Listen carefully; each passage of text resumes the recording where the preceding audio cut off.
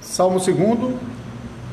Por que se enfurecem os gentios e os povos imaginam coisas vãs? Os reis da terra se levantam e os príncipes conspiram contra o Senhor e contra o seu ungido, dizendo: rompamos os seus laços e sacudamos de nós as suas algemas. Ri-se aquele que habita nos céus, o Senhor zomba deles. Na sua ira, a seu tempo, lhes há de falar, e no seu furor os confundirá. Eu, porém, constituí o meu rei sobre o meu santo monte Sião. Proclamarei o decreto do Senhor. Ele me disse: tu és o meu filho, eu hoje te gerei. Pede-me e eu darei as nações por herança, e as extremidades da terra por tua possessão. Com vara de ferro as regerás e as despedaçarás como um vaso de oleiro. Agora, pois, ó rei, sede prudentes, deixai-vos advertir, juízes da terra. Servi ao Senhor com temor e alegrai-vos nele com tremor. Beijai o filho para que não se irrite, e não pereçais no caminho, porque dentro em pouco se lhe inflamará a ira. Bem-aventurados todos os que nele se refugiam. Vamos orar, vamos pedir a ajuda do Senhor durante a pregação. Deus e Pai Todo-Poderoso, Criador dos céus e da terra, nós pedimos mais uma vez que o Senhor nos abençoe nesse momento da pregação. Abençoa o teu servo que precisa do teu auxílio, Senhor, para iluminar a sua mente e para controlar e conduzir o seu coração em fidelidade à tua palavra, para que o teu povo possa receber uma mensagem que seja fiel à tua palavra. Protege o teu povo de que não seja enganado, e ajuda também a cada um dos teus filhos e filhas que estão aqui, que estão acompanhando de suas casas, para que também eles possam receber discernimento do Senhor, para compreender as verdades da palavra de Deus e a mensagem do Senhor e o seu santo chamamento a todos nós, para que possamos viver em obediência ao Senhor como nosso supremo Rei, e reina sobre nós, que é o cabeça da igreja. Por favor, nos ajuda mais uma vez, em todos os púlpitos onde o Evangelho de Jesus Cristo estiver sendo proclamado. Por favor, abençoa os ministros fiéis, Senhor, e as igrejas de Cristo que estão lutando para viver a verdade do Evangelho, e a cada um dos membros do corpo de Cristo que sinceramente estão desejando servir a Cristo e estão enfrentando duras lutas contra o reino de Satanás. Abençoa-nos, nós te suplicamos. Usa mais uma vez a tua palavra, e que teu Espírito Santo possa operar em nossos corações. Em nome de Jesus Cristo, teu amado Filho, nosso Rei e Senhor, nós choramos. Amém.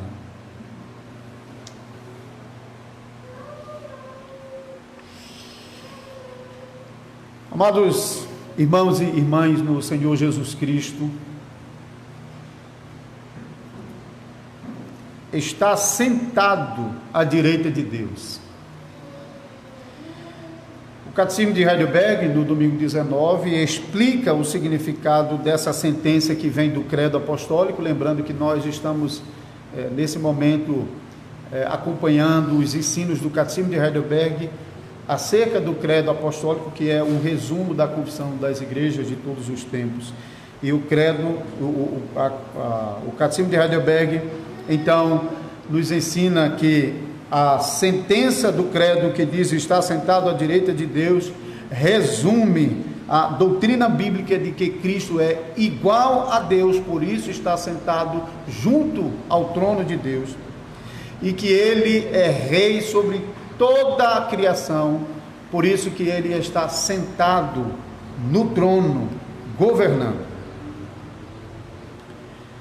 Agora, por que o credo apostólico faz essa afirmação? Será que foi somente quando Cristo sentou no trono do céu que ele então assumiu o governo do universo? E é somente agora no trono, depois de ter subido ao céu, que ele é igual a Deus? De fato, meus amados irmãos, o Filho de Deus já tinha essa glória desde a eternidade.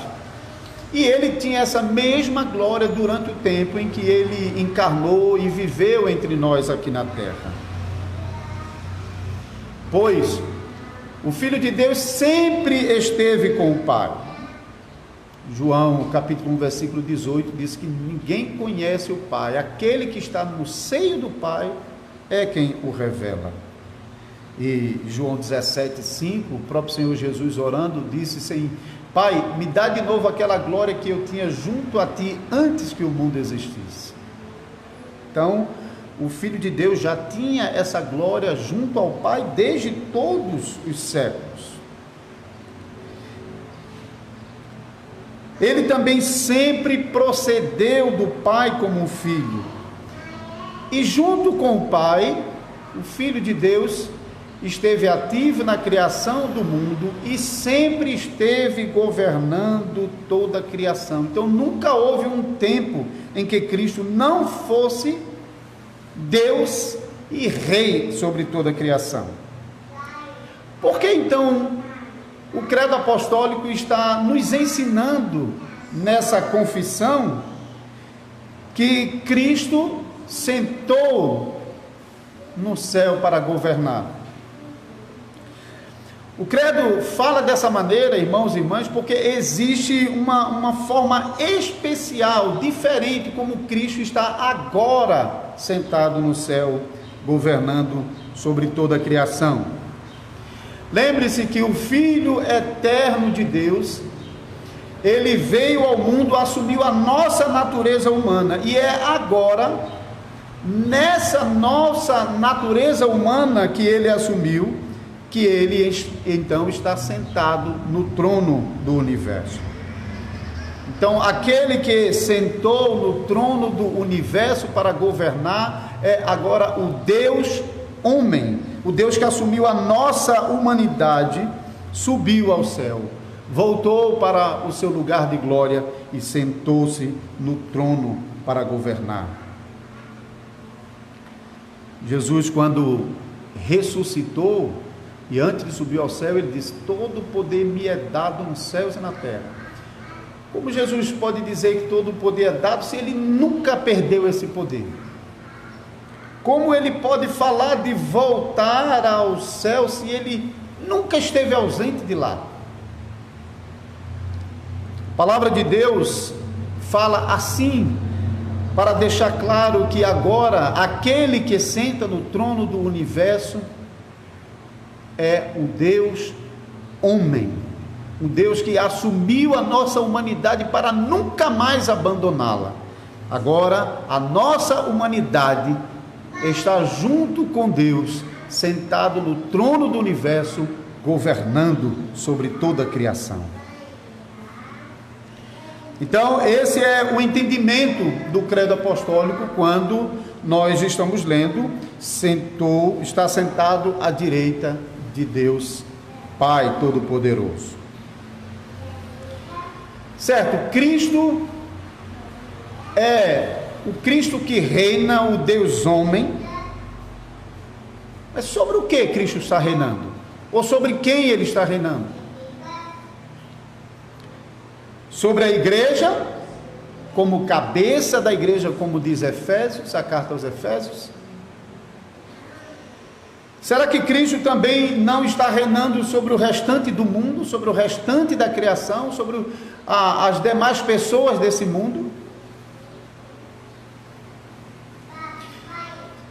Embora Cristo esteja no céu governando de uma maneira muito especial sobre a igreja, como cabeça da igreja, o Senhor Jesus também é rei sobre toda a terra e reina sobre todas as pessoas. Ninguém desse mundo está fora do governo do Senhor.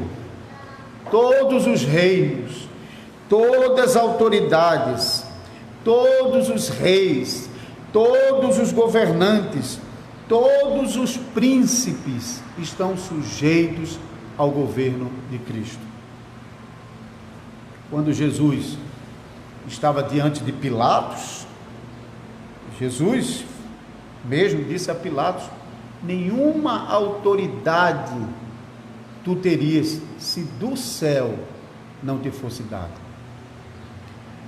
Todas as autoridades desse mundo recebem poder de Deus. Todo o poder desse mundo é poder derivado de Deus. Ninguém nesse mundo tem poder absoluto. Todos nós recebemos autoridade para exercer domínio sobre certas pessoas ou sobre certas áreas da vida, mas ninguém nesse mundo tem poder absoluto. Todo poder é derivado de Cristo.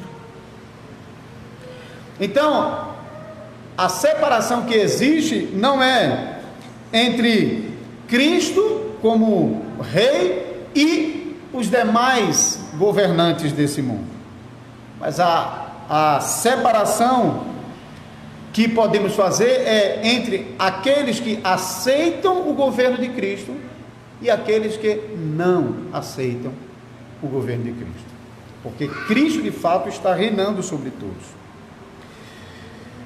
Nós aprendemos sobre essa atitude em relação ao governo de Deus na Escritura quando nós olhamos para os primeiros capítulos da Bíblia.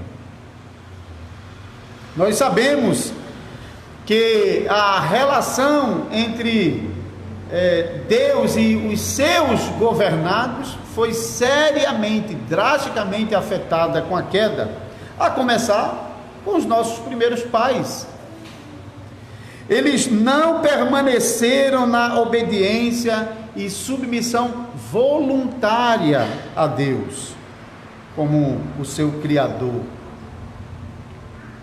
Aprendemos que Adão e Eva deram ouvido à serpente e se revoltaram contra a autoridade de Deus e não continuaram obedecendo e servindo ao Deus como o grande Senhor e Criador de todas as coisas.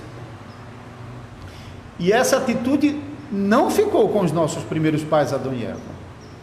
Os descendentes de Adão e Eva continuam com a mesma atitude de se revoltar contra Deus, de se rebelar contra a autoridade de Deus. O pecado corrompeu de tal maneira o coração dos homens que os homens não veem mais a Deus como o Deus criador de todas as coisas, como um criador poderoso, um criador sábio, um criador amoroso, que deve ser respeitado, temido, adorado. Os homens não olham mais para Deus dessa maneira. Ao invés disso, os homens olham para Deus como se fosse um tirano que está oprimindo os seus governados e que impõe sua vontade arbitrária sobre as pessoas desse mundo. Não foi exatamente assim que a serpente fez? Em Gênesis capítulo 3, versículo 5, diz, não é assim não, porque Deus sabe que quando vocês comerem do fruto da árvore, vocês serão como ele.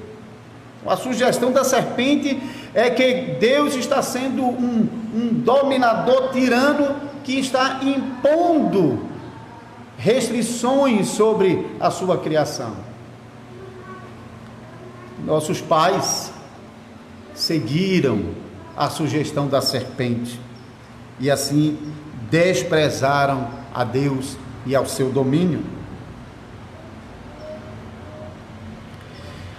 Essa rejeição, amados irmãos, das nações ao governo de Deus é demonstrada de uma forma brilhante nesse Salmo 2 que nós cantamos e que nós até já lemos. Eu gostaria de chamar a sua atenção mais uma vez para esse salmo. Eu não vou expor o salmo agora, vou tirar alguns aspectos desse salmo para esse tema do governo de Cristo e a revolta dos pecadores, mas eu ainda espero em algum momento pregar e expor então cada aspecto desse salmo à congregação. Isso farei em outro momento, se Deus permitir. Mas olhem para o salmo primeiro. Veja nos 2 primeiros versículos a revolta dos pecadores contra o governo de Deus. Observe o versículo 2, a atitude ímpia e as intenções ímpias contra o grande rei, nesse versículo 3, querendo se livrar a todo custo do domínio de Deus.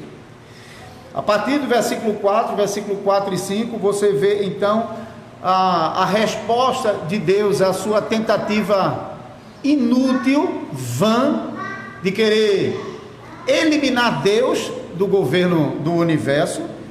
E a resposta de Deus é que Deus ri, como deve se rir daquele que acha que pode escapar de Deus. Mas esse riso também é uma resposta de desprezo a Deus por causa da atitude arrogante desses governantes contra o seu filho escolhido, seu filho ungido. No versículo 6, Deus declara que foi Ele mesmo quem estabeleceu o seu filho como o grande governante. A partir do versículo 7, então, nós lemos a descrição de obediência do filho em governar exatamente conforme os decretos que Deus, o Pai, estabeleceu. Então, no versículo 7, ele declara: proclamarei os seus decretos. Então, versículo 8, ele reina sobre todas as nações da terra. Versículo 9, ele destrói os rebeldes que se rebelam contra Deus. No versículo 10 a 12, isso é muito importante aqui, apesar do juízo que está declarado contra os rebeldes, versículo 10 a 12, esse filho ungido proclama o evangelho aos pecadores, na advertência, na instrução e na ameaça para que eles se arrependam e abandonem a sua rebelião. E conclui no versículo 12, a parte B, com a promessa de bem-aventurança àqueles que temem a Deus. Esse Salmo 2 realmente é brilhante, ele mostra a rebelião dos homens contra o governo de Deus, Deus rindo da atitude inútil, vã, Deus elegendo o seu filho como rei sobre todos, e então o filho obedecendo e cumprindo todos os decretos de Deus. E foi exatamente assim que Jesus agiu nesse mundo. O Salmo 2 foi escrito por Davi, embora você olhando aí para o Salmo 2, você vê que não tem um título e não tem a identificação do autor, mas quando nós estamos lendo Atos dos Apóstolos, capítulo 4, versículo 25, nós aprendemos dali que o Salmo foi escrito por Davi. Davi foi um rei ungido sobre a nação pactual de Israel. Então Davi reinava como um filho de Deus sobre a nação de Deus, o povo de Israel. E o Salmo então descreve a revolta dentro da própria nação de Israel para remover Davi do trono como rei ungido. As pessoas da época de Davi, pelo menos algumas pessoas, não aceitavam o governo de Davi e consideravam um governo opressor, um governo que impunha restrições às liberdades das pessoas. E por causa disso, eles queriam se livrar desse domínio de Davi, das ligações com esse domínio com o rei. E por causa disso nós lemos no versículo 3 essa imagem terrível, eles se desamarrando de um laço que unia o rei com eles e soltando as algemas. Essa descrição realmente dá para ver como é que algumas pessoas entendiam o governo de Davi. Não entendiam o governo de Davi como um governo bom, um governo de Deus, como um governo amoroso, mas eles realmente tratavam o reinado de Davi como se fosse uma opressão. Ele fala sobre algemas.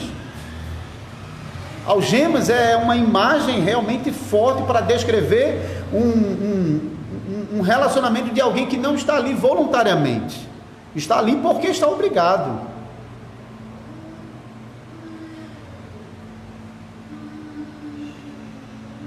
Por causa disso, essas pessoas então estão querendo a todo custo se libertar do domínio de Davi. Nós lemos no início Mateus capítulo 21, versículo 33 ao final, porque Jesus contou uma parábola para os seus discípulos na presença dos líderes de Israel, dos príncipes e governantes de Israel, daqueles que deveriam, como o rei Davi, como ungido, liderar e governar o seu povo em nome do Senhor. E nessa parábola que Jesus contou, a cada um dos governantes que Deus ungiu para governar o seu povo, para liderar o seu povo em seu nome, a uns eles prenderam, a outros eles expulsaram e a outros eles apedrejaram, até que Deus mandou o seu próprio filho, como o ungido estabelecido sobre todas as nações. Então o que eles pensaram? Agora é a hora, vamos matar o filho, porque nos livrando dele, nós tomamos posse da herança. E era assim que estava acontecendo na época de Davi. Vamos removê-lo do trono e assim assumirmos o governo da nação.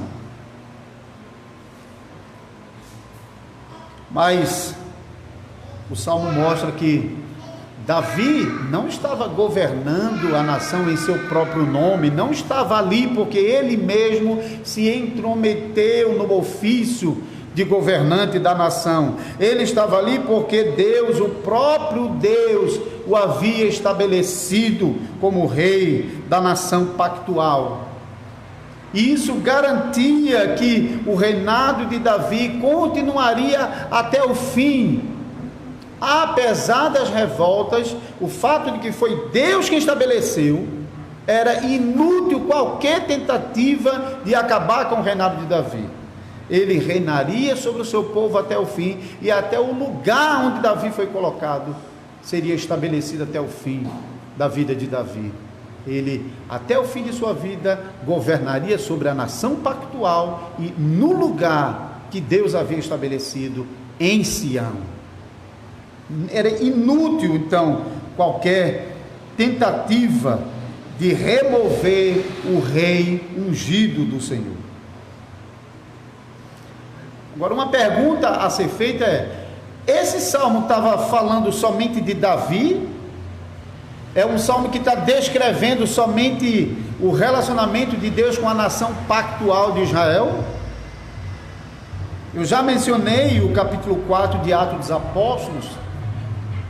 A oração da igreja deixa claro que tanto a igreja do Antigo Testamento como a igreja no Novo Testamento compreendiam que esse salmo não era um salmo que simplesmente descrevia o reinado de Davi sobre a nação de Israel, mas era um salmo messiânico, um salmo que apontava para o governo do Messias. Então, nesse Salmo 2, Deus não está simplesmente descrevendo que Davi é o rei ungido, mas Deus está falando sobre o reinado do seu próprio filho por meio do reinado de Davi. Portanto, o Salmo 2 descreve mais do que o contraste entre os rebeldes da nação de Israel contra o rei ungido sobre a nação pactual. Mas esse salmo descreve a rebelião de todos os incrédulos, ímpios, que não aceitam o governo de Deus, contra o reino do Messias, que está espalhado em todo o mundo e se torna manifesto por meio da igreja do Senhor Jesus Cristo. Onde houver a igreja de Cristo, ali se manifestará também os opositores do governo do Messias. Porque como cabeça da igreja, Cristo manifesta o seu governo nesse mundo de maneira mais clara. Não é que Cristo só reine sobre a igreja. Cristo é rei sobre todas as pessoas, sobre todos os reinos, sobre todos os governantes, sobre todas as nações. Mas o seu governo se manifesta de modo mais claro na igreja de Cristo. Mas exatamente porque por meio da igreja Cristo manifesta o seu governo, que os filhos das trevas manifestarão também a sua rejeição ao governo de Cristo por meio de desprezar aqueles que são escolhidos pelo Senhor.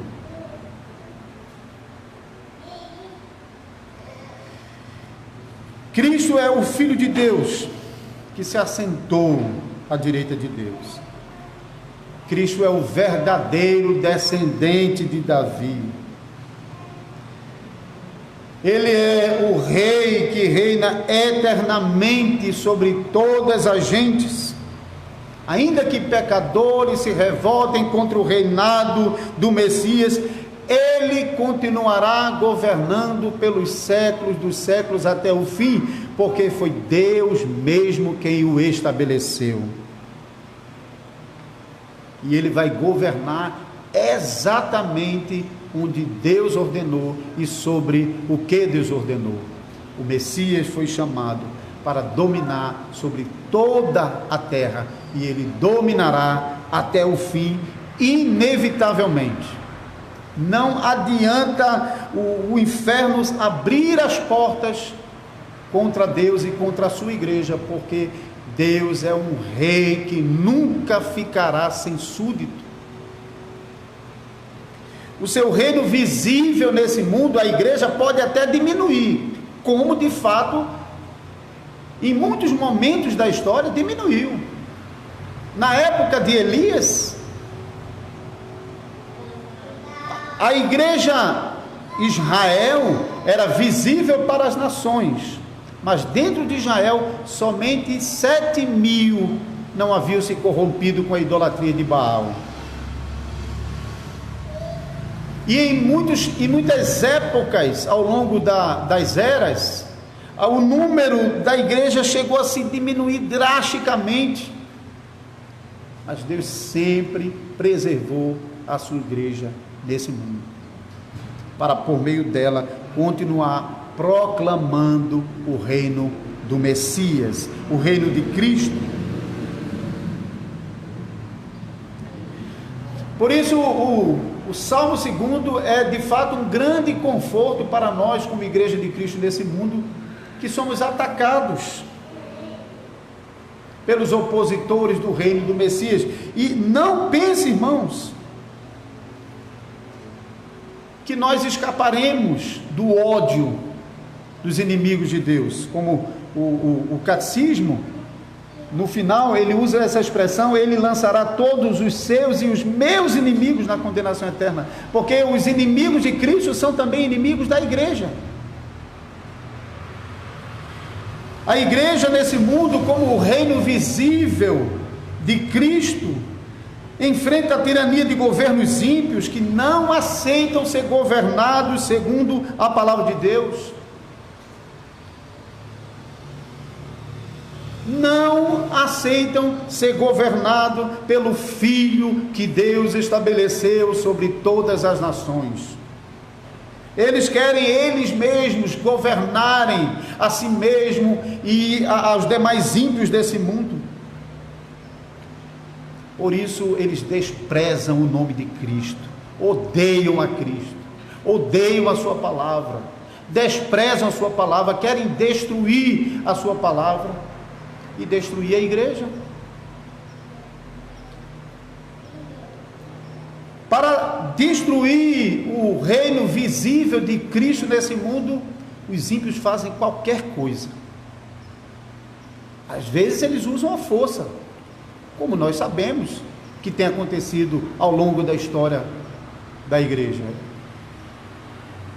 No passado, as nações em volta de Israel lutaram para eliminar, para arriscar Israel do mapa, mas não conseguiram, porque foi Deus que estabeleceu o seu reino em Israel, e como o grande rei, ele protege e preserva Israel. Também foi Deus que estabeleceu o seu reino visível por meio da igreja cristã, agora espalhada em todos os lugares. E por causa disso nós vimos ao longo da história cristã uma severa perseguição à igreja, numa tentativa frustrada dos ímpios desse mundo de destruir a igreja de Cristo. Não é possível destruir a igreja, porque foi Deus quem a estabeleceu. O seu rei foi Deus quem a estabeleceu sobre a igreja, e esse rei vai continuar governando no lugar que Deus estabeleceu até o fim.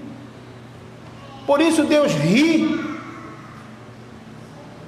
porque não é possível aos pecadores desse mundo combater o reino do Messias. Mas eles continuam atacando a igreja, perseguindo a igreja, por ódio a Cristo. Quando eles não conseguem pela força destruir a igreja, eles usam outros meios. Às vezes, eles até simulam obediência à palavra de Deus. Às vezes até usam a palavra de Deus, mas eles fazem isso somente naquilo que lhe interessa.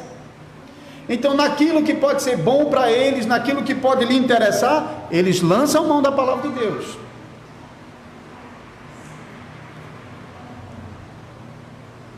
Outra maneira como o diabo e os príncipes desse mundo têm feito para corromper o governo de Cristo é corrompendo o ensino da Escritura,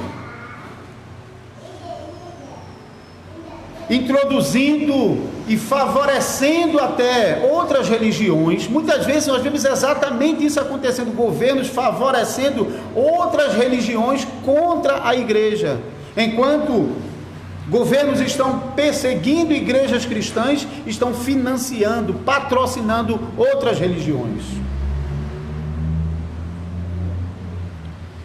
Enquanto governos estão atacando os costumes cristãos, os símbolos cristãos, estão patrocinando outros costumes. E assim eles mostram seu desprezo pela palavra de Deus, eles mostram seu desprezo pela religião cristã, tratam a religião cristã como se fosse um instrumento de dominação de um rei que é tirano, que infringe as suas liberdades. Por isso eles rejeitam qualquer ideia de Deus e chegam ao ponto de até tentar excluir o nome de Deus do conhecimento.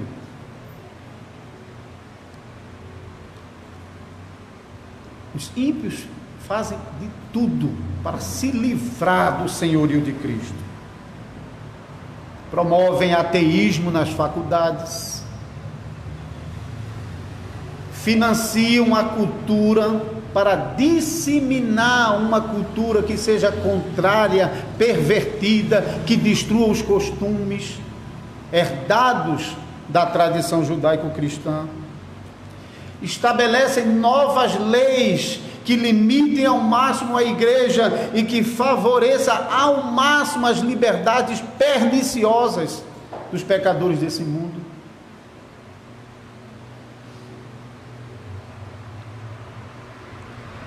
E devemos estar de olhos bem abertos, porque na história da humanidade, todas as vezes que a humanidade enfrentou calamidades como essa que nós estamos enfrentando agora, os governos voltam com muito mais força, muito mais impositivos, colocando muito mais restrição à igreja.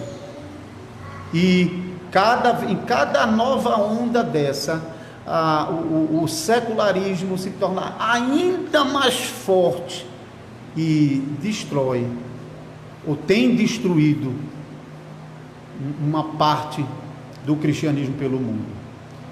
Quando em levas anteriores o Brasil ainda não era tão fortemente influenciado pelo conhecimento que geralmente brotava da Europa, o Brasil ainda resistia, mas a Europa ia sucumbindo, como hoje, infelizmente, tem acontecido de um modo cada vez mais desastroso. Mas no mundo globalizado de hoje, essa onda atinge realmente os 4 cantos da terra. E os ímpios agem exatamente como os governantes descritos no Salmo 2. Eles querem se livrar da religião cristã. Eles querem se livrar de Deus. Eles não querem ser governados por Deus. Eles fazem de tudo. Eles rompem os laços e sacodem de sobre si as algemas, porque não querem nenhuma ligação com Deus. Eles não querem um Deus que diga o que eles têm de fazer, como nós lemos no começo desse culto em Êxodo capítulo 20. Eles não querem um Deus que acusem os seus pecados, e muito menos um Deus que diga que vai puni-los por isso.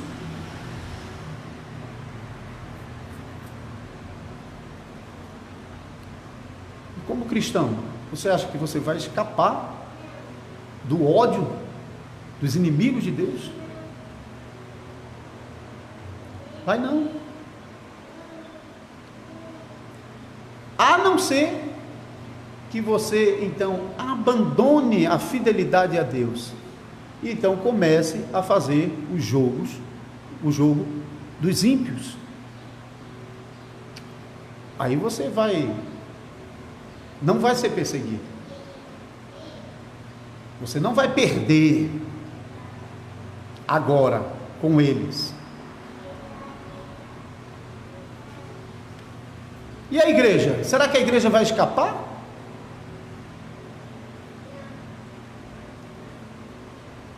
A mesma coisa vai acontecer com a igreja. Engana-se quem acha que a igreja pode escapar ilesa por obedecer isso aqui, ou por tentar fazer aquilo ali. O que vai acontecer é que pouco a pouco as igrejas vão sucumbindo à tirania de homens ímpios, se submetendo a ele cada vez mais, e daqui a pouco o que vai se ver em muitos lugares não são mais igrejas de Jesus Cristo, mas sinagogas de Satanás, como já estava acontecendo no período do Novo Testamento.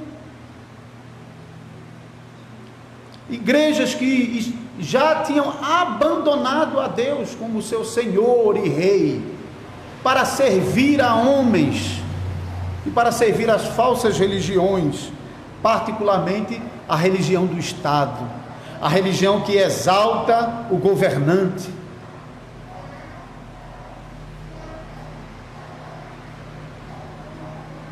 Mas assim que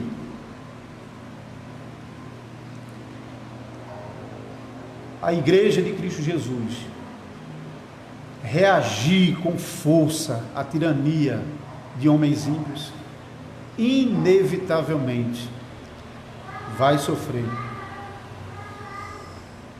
Nem todos vão sofrer, porque muitos vão aceitar o novo Deus que procurou usurpar o lugar do grande Rei e Salvador Jesus Cristo, que foi estabelecido por Deus como regente de todas as nações. Por isso, amados irmãos e irmãs, em nome de Cristo, olhe ao seu redor. Olhe tudo o que está acontecendo, olhe a rebeldia dos homens, a tirania dos homens contra a palavra de Deus, contra aquilo que Deus exige de nós. E afaste-se de todo aquele que quer se levantar contra Deus, afaste-se daqueles que querem justificar os males que estão fazendo com um suposto bem.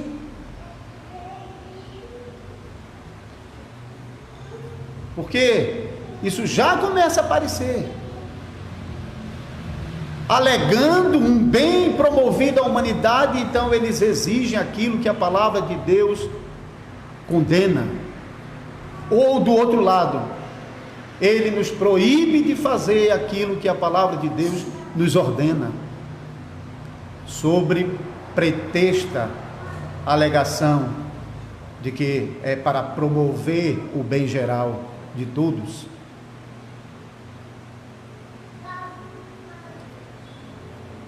Então não deixe de olhar para tudo que está acontecendo à sua volta, mas olhe também para dentro de vocês, para o coração de vocês. Olhe como o coração de vocês está olhando para tudo o que acontece ao nosso derredor. Como o coração de vocês está observando a tirania dos homens, a perversidade e a rebelião dos pecadores contra o domínio de Deus.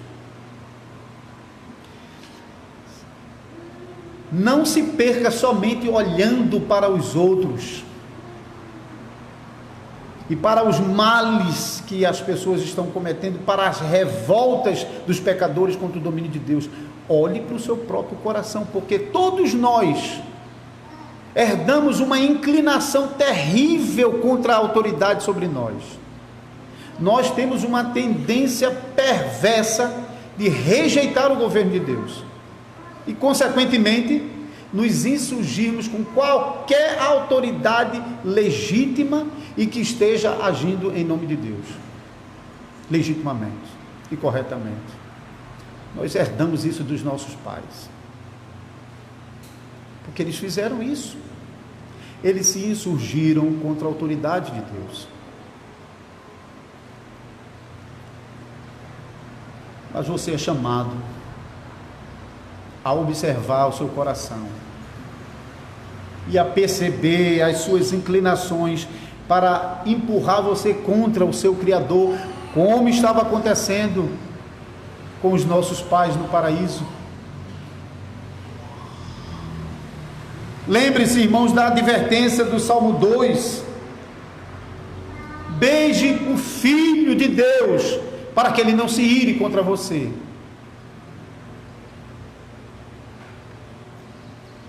Aproximar-se àqueles que estão se rebelando contra Deus é chamar sobre si a justa ira e castigo de Deus contra os pecadores. Jesus ensinou: você não pode servir a dois senhores, ou há de amar um e aborrecer o outro, ou se devotará a um e desprezará o outro. Você não pode servir a Deus e aos ídolos. O fim de todos os que se revoltam contra a autoridade de Deus é a destruição. Aqueles que escolherem a vida perderão a vida eterna, mas aqueles que não tiverem por preciosa a sua própria vida viverão eternamente. Esta é a promessa que a palavra de Deus nos faz o tempo todo. A única maneira de escapar do castigo de Deus é em Deus mesmo. Não tem lugar seguro em lugar nenhum do mundo fora de Deus. O único lugar seguro é em Deus. Nós vamos cantar isso no Salmo 46. Só Deus é o nosso refúgio seguro. Somente em Deus podemos escapar da ira que vem dele mesmo. Porque somente Deus pode suportar a sua própria ira. E é isso que Deus faz por nós. Nós não temos como escapar da ira de Deus contra o pecado, contra a rebelião dos pecadores, e por causa disso Ele desceu do céu, assumiu a nossa natureza humana para suportar a ira de Deus em nosso lugar. Agora, irmãos e irmãs, somos chamados a nos refugiarmos na sombra do onipotente Deus.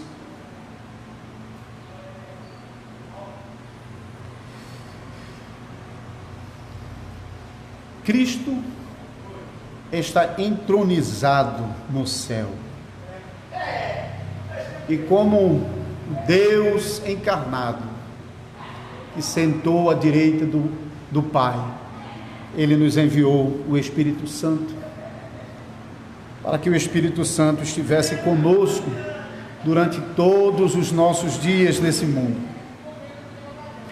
para que por meio do Espírito Santo pudéssemos recorrer à graça de Deus em nossos combates diários contra o pecado, contra o mundo e contra a nossa própria carne. Por isso, irmãos, eu sei que a nossa luta é grande, e talvez muito mais lutas ainda estão por vir, mas resista até o sangue, como o escritor aos Hebreus escreveu, quando os escritores hebreus estavam a ponto de abandonar a Cristo para voltar à sua antiga vida. O escritor disse: vocês ainda não têm resistido até o sangue. Lembrem-se de homens e mulheres no passado, que quando exigidos a negar o soberano Senhor, preferiram morrer do que fazer isso.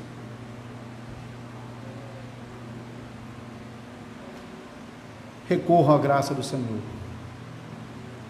porque somente Deus pode nos dar força para resistir à tentação de negar o seu nome. Somente a graça do Senhor pode nos ajudar a nos mantermos fiéis debaixo da proteção do Senhor, a fugirmos da companhia dos ímpios e nos aproximarmos um dos outros para ajudarmos uns aos outros